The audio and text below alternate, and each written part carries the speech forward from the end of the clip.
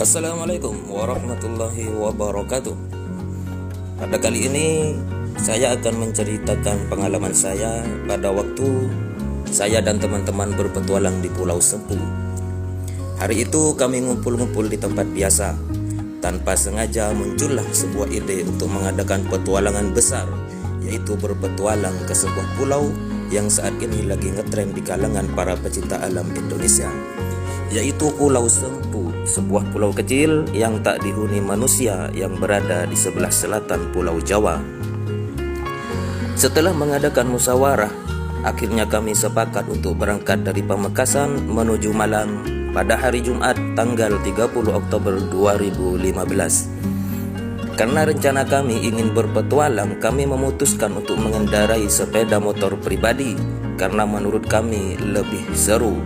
Kami berangkat berempat, jadi kami membawa 2 sepeda motor saja, supaya di jalan ada teman untuk ngobrol dan bergantian nyetir. Waktu berjalan begitu tidak terasa, dengan mengendarai motor seru-seruan di jalan sambil menikmati pemandangan yang indah selama di perjalanan. Akhirnya kami memutuskan untuk istirahat sejenak. Kebetulan banget, perut juga sudah gak bisa diajak kompromi. Kami memutuskan untuk istirahat di Taman Dayu, Pandaan. Kami istirahat sambil menikmati pemandangan di Taman Dayu yang juga tidak kalah indahnya. Setelah puas menikmati pemandangan di Taman Dayu, stamina juga sudah pulih. Kami memutuskan untuk melanjutkan perjalanan menuju Malang tanpa terminal lagi. Perjalanan makin seru dan makin asik. Sekitar jam 14.00 waktu Indonesia Barat, kami sampai di kota Malang.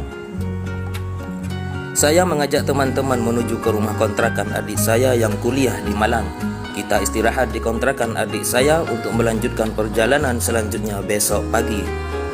Malamnya kami menikmati indahnya kota Malang sambil makan jagung rebus di alun-alun kota Malang yang terkenal indah dengan air mancurnya yang sangat menawan.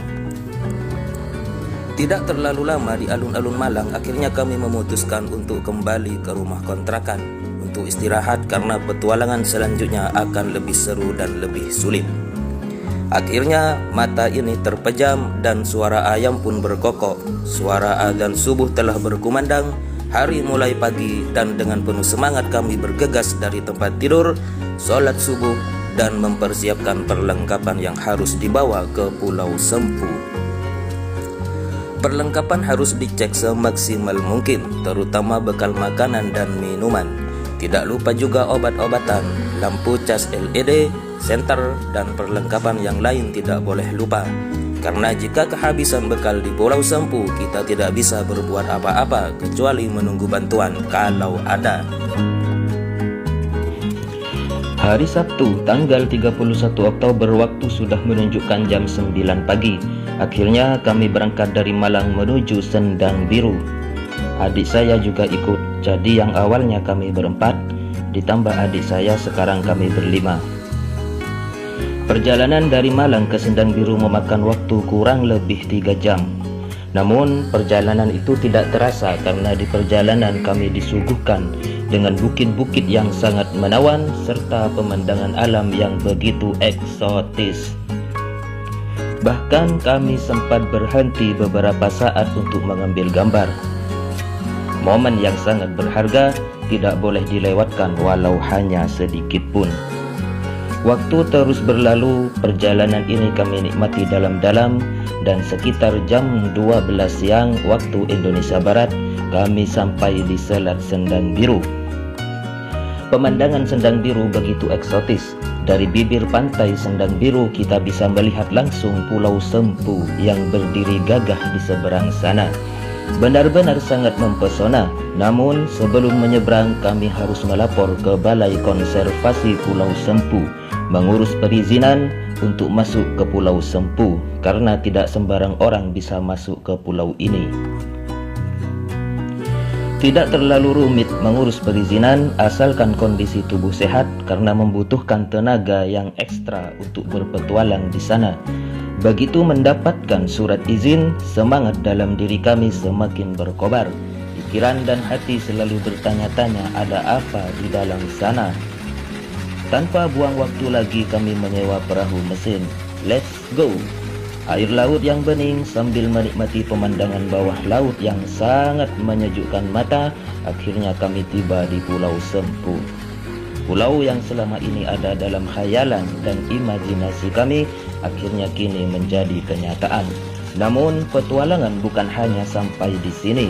Petualangan yang paling berat, kita harus berjuang dengan berjalan kaki melewati hutan rimba dan melewati kurang lebih 3 bukit untuk sampai ke Segara Anakan. Yang kabarnya Segara Anakan ini merupakan surga yang tersembunyi di balik Pulau Sempu. Sebelum memasuki hutan, lebih baik beristirahat sejenak, mengembalikan stamina tubuh. Peralatan dan perlengkapan dibagi rata beratnya. Kasihan kalau salah satu teman ada yang terlalu berat untuk membawa. Karena perjalanan di dalam hutan kita akan mendaki dan menuruni bukit dengan tebing yang curam. Di sini kebersamaan, persahabatan, dan kekompakan akan sangat terasa. Jangan merasa gengsi untuk mengatakan lelah. Jika lelah, lebih baik istirahat dulu. Hati-hati dan jangan sampai tersesat. Di Pulau Sempu ini sama sekali tidak ada sinyal masuk. Alat komunikasi termasuk handphone yang kami bawa hanya berguna buat dokumentasi saja. Lelah, letih, pegal, dan sebagainya kami rasakan. Bayangkan saja, kami berjalan menyusuri hutan selama berjam-jam. Semakin jauh masuk ke tengah rimba, rasa putus asa semakin membayangi kami dari belakang. Namun, keinginan untuk sampai ke Segara Anakan jauh lebih kuat. Indahnya Segara Anakan yang kami dengar dari cerita orang selalu menggantung di depan kening kami. Dan akhirnya dengan susah payah, jam 14.00 waktu Indonesia Barat, kami sampai juga ke Segara Anakan. Rasa lega, puas, dan bangga ketika kami sampai di Segara Anakan. Keindahan Segara Anakan bukan hanya dongeng belaka. Rasa lelah dan pegal semuanya terbayar ketika kami sampai di Segara Anakan. Sungguh pemandangan yang sangat alami, sejuk, indah dan permai. Pantas saja sebagian orang menjulukinya surga yang tersembunyi di balik Pulau Sempu. Sore itu kami istirahat sejenak sambil makan siang. Kerjasama mendirikan tenda. Setelah semuanya selesai, termasuk pendirian tenda, semua barang dimasukkan dalam tenda, sementara kami mencari sensasi karena kami tidak ingin menikmati keindahan Segara Anakan hanya dengan duduk manis, menunggu senja lalu tidur.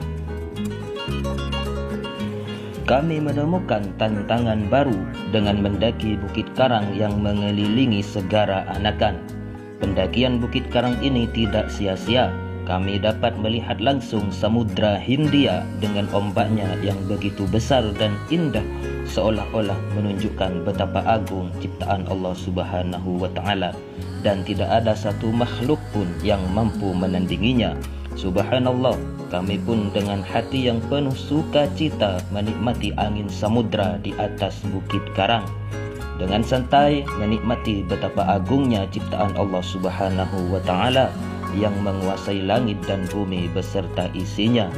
Sujud syukur kami panjatkan kehadirat Allah Subhanahu wa Ta'ala karena atas izinnya kami bisa menginjakkan kaki di tempat ini, di surga yang tersembunyi ini, di Segara Anakan. Matahari semakin menenggelamkan dirinya. Perkiraan sudah memasuki waktu maghrib. Kami segera turun dari Bukit Karang dan kembali ke tenda untuk salat maghrib dilanjutkan dengan salat isya. Tiba waktunya makan malam. Dengan penuh kebersamaan kami mulai memasak nasi dan mie instan. Salah satu dari kami memasak bubur beras. Setelah semuanya masak, kami makan bersama. Tapi jangan kaget, meskipun hanya nasi, mie instan, dan bubur beras terasa begitu nikmat. Bahkan lebih lezat dari masakan yang ada di restoran. Kenyang rasanya perut ini.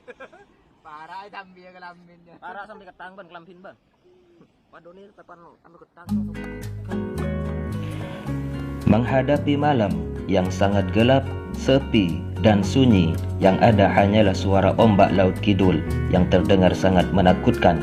Sayang sekali rasanya kalau dilewatkan dengan duduk manis dan tidur. Kami bekerja sama mencari kayu bakar untuk membuat api unggun. 2 orang di tenda dan 3 orang mencari kayu bakar. Malam itu kami habiskan dengan bersenda gurau, memanjakan diri menyatu dengan alam, menyaksikan heningnya malam, canda tawa para sahabat menggemparkan sunyinya malam. Sudah lelah bersenda gurau, akhirnya kami terlelap sebentar. Tanpa terasa, perkiraan waktu sudah mendekati subuh dan hari pun mulai pagi. Pagi itu suasana Segara Anakan lebih eksotis dengan datangnya para monyet lokal yang jumlahnya ribuan, melompat-lompat di atas bukit karang dan pepohonan.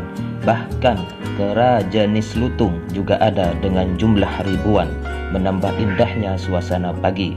Menyiapkan sarapan pagi sambil memberi makan monyet-monyet benar-benar sangat menyenangkan. Puas mencari sensasi, hari mulai panas dan kami juga harus kembali beraktivitas.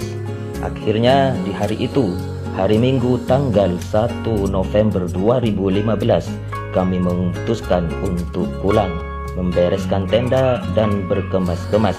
Dan ingat, salah satu prinsip pecinta alam sejati, jangan tinggalkan apapun kecuali jejak. Jadi sampah juga harus dibungkus dan dibawa pulang kembali untuk menjaga keindahan Segara Anakan. Dengan rasa puas kami meninggalkan Segara Anakan dan kembali menyusuri hutan rimba menuju Sendang Biru, Malang dan kembali ke kota kelahiran kami, kota Pamekasan tercinta. Petualangan besar yang sangat berkesan di hati kami, perjalanan yang sangat sulit untuk dilupakan dan sangat indah untuk dikenang. Terbayang dalam fikiran ini untuk menceritakan pada anak cucu kami kelak di hari tua keindahan Pulau Sempu dan Segara Anakan, seolah-olah kami mendapat salam dari Indonesia untuk tetap menjaga alam yang indah ini dan melestarikannya. Jagalah alam Indonesia ini, jangan biarkan sampah yang berserakan menodai alam yang permai dan indah ini. Kita yang harus menjaganya, menikmati dan menyaksikan alam. Kalau bukan kita, siapa lagi yang akan melestarikannya? Pecinta alam sejati, jangan tinggalkan apapun kecuali jejak. Jangan ambil apapun kecuali gambar. Jangan membunuh apapun kecuali waktu.